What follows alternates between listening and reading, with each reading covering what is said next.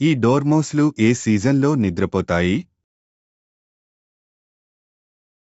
డోర్మౌస్లు చలికాలంలో నిద్రపోతాయి, కొన్నిసార్లు 6 నెలల వరకు.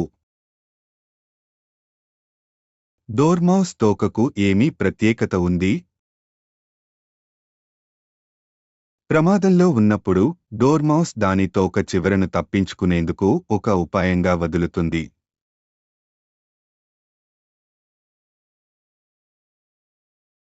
డోర్మౌస్ ఎంత చిన్నది? డోర్మౌస్ ఒక మానవ బొటనవేలు అంత చిన్నదిగా ఉంటుంది.